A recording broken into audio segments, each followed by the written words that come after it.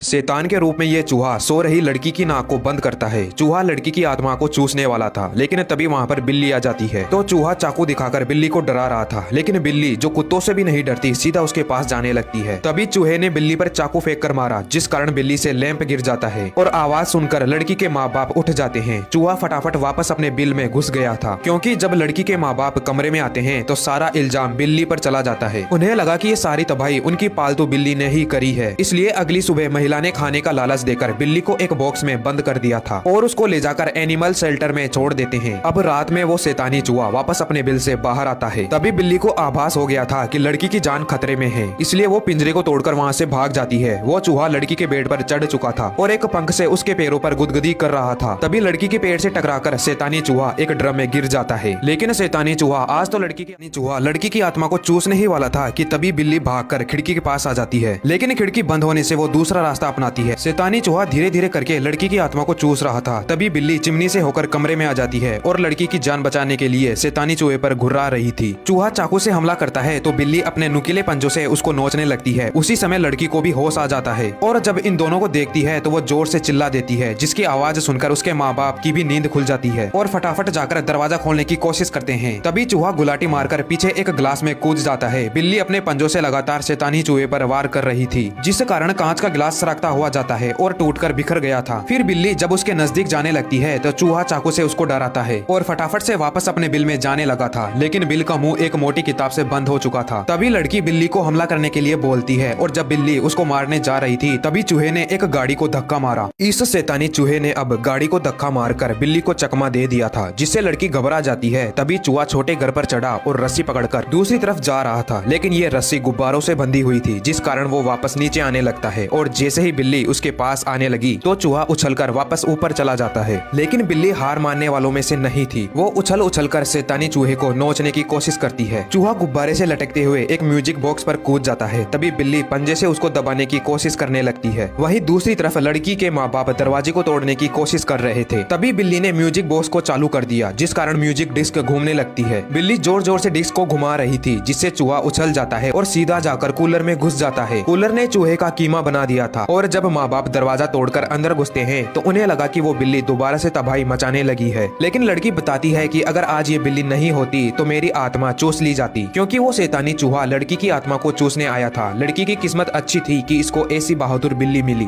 ये बच्चा 1000 डिग्री के साथ पैदा हुआ था। जब माँ उसको चूमती है तो उसके पूरे होठ जल जाते हैं। लड़के को जब भी गुस्सा आता तो उसका शरीर पूरी तरह से आग बबूला हो जाता। परेशान माँ हर वक्त आग बुझाने का काम करती रहती थी। लड़की की गर्मी कम करने के लिए जब उसे आइसक्रीम दिलाई गई तो